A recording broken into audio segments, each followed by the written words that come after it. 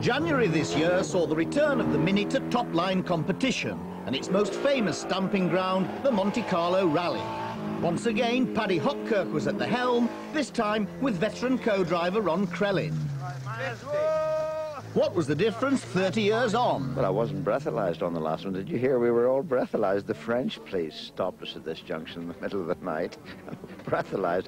And of course, they handed this thing to Ron, and he said, "Oh, that's very nice," and started to blow it up. And the guy got mad when he saw there was no steering wheel in front of Ron, so he gave me one. And it was okay, I'm pleased to say, but they breathalyzed everybody. Isn't that most unusual? You're the devil in disguise. But the breathalyzer had hardly been heard of when Paddy and his mates hit the world headlines by winning the most famous rally of them all, the Monte, 3 times. With your kisses, you cheated and you schemed. Today's rally cars are 3 times more powerful than even the latest Mini Cooper with its 100 horsepower. It'll be interesting to see whether we're going to be tonight in 125th place or 85th place. I don't know. It'll be interesting to see that, how we actually perform with the old car in a new event. You're looking forward to it? Yes, I am. I'm anxious. I don't want to get in too many people's ways. He certainly wouldn't get in the way of world champion Juha Kankkunen at the head of the field. Or Carlos Sainz, hoping to impress his new team. Last year's winner, Didier Auriol, the established star of this event, was hoping to make it 3 in a row. Ford have narrowly missed winning the Monte for the last 2 years. Nicky Biasion led their 2-car team. But the outsiders were showing the establishment how to do it. Mitsubishi's Armin Schwartz led after 2 stages, threading his way through the crowds. Colin McRae held 2nd spot, but both he and Armin were to fall victim to Gallic hijinks when the spectators stupidly decided to spice things up a bit. What happened, Colin? Oh, spectators put snow all over the road. No chance. Right over the edge of the hill. How much time have you lost? About 30 minutes. The onlookers here make a day of it. They all hung on to await the arrival of Paddy's splendid Mini. Astonishingly, he was up in the top 50, and there were no Bolshe spectators for him.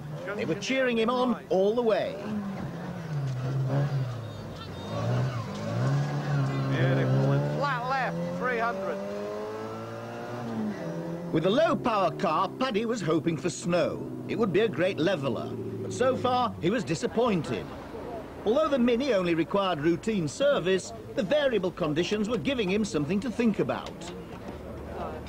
It's very good. It's a real road race. It's good stuff, Tony. It's up and down, very nice, but quite hairy when you hit ice on sort of racing tires. Hadn't done that before. Not nice feeling at all.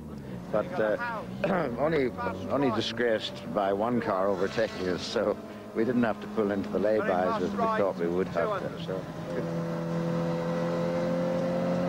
At the head of the field, things looked to be going Didier Auriol's way again. He'd grabbed the lead, but he didn't quite get everything right. This excursion saw him out of the event. A chance for fellow Frenchman Francois Delacour to inherit top spot.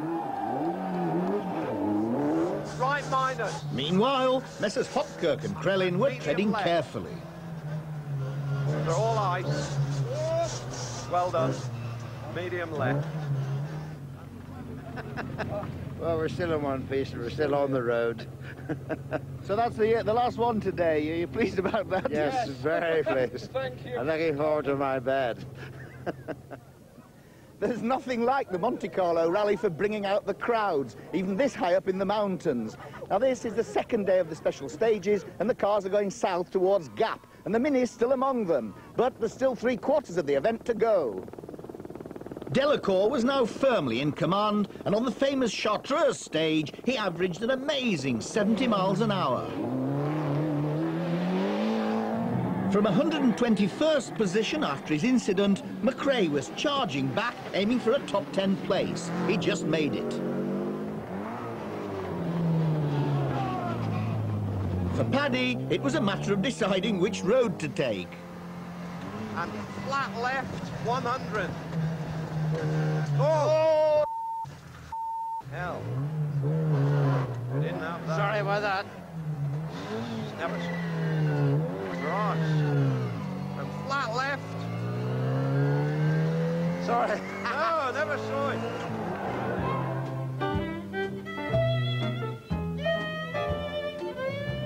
The scale of servicing has changed somewhat since those far-off days in the 60s. Well, I think, you know, one of the main differences is that today you've got so many enormous service vans. In those days, the service areas were much less cluttered with vehicles. I mean, here it's quite difficult to find space at many of the service points. And, of course, we didn't have two-way radios either, so each service point was having to be geared up for any eventuality. It was very rare that you got very much advance warning of any problem.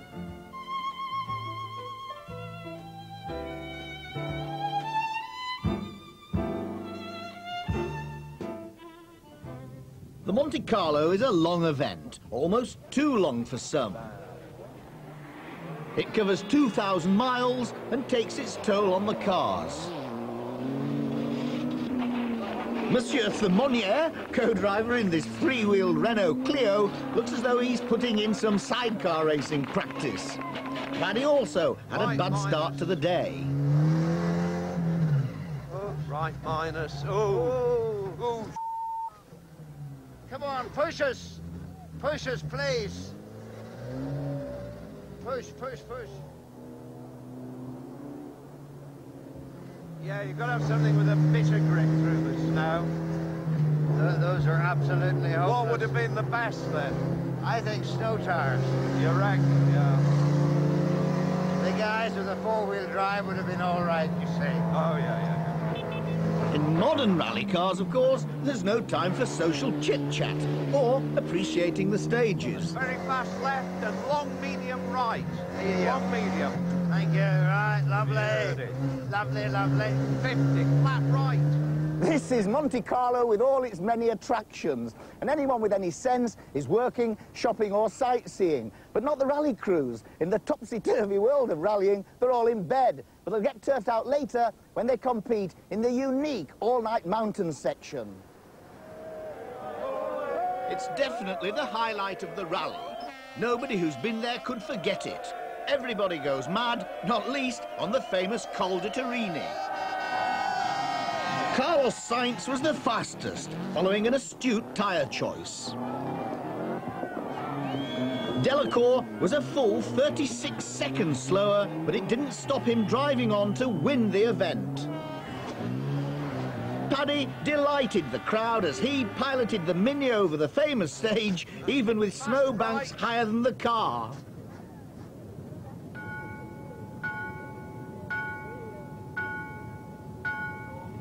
For Paddy and Ron, the witching hour was to be significant. Trouble was afoot. What's the problem, Paddy? Oh, we bust the fan belt. The fan belt broke. So we lost, you know, we couldn't carry on. The engine would have boiled and lost our electrics. And we've just fitted a spare fan belt, but it's the wrong size. So that hasn't helped. And that little problem was the end of their gallant effort, and all they could do was limp home.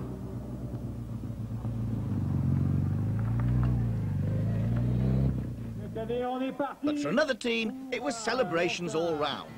Delacour's victory was the first time a Ford had won the Monte Carlo Rally since 1953.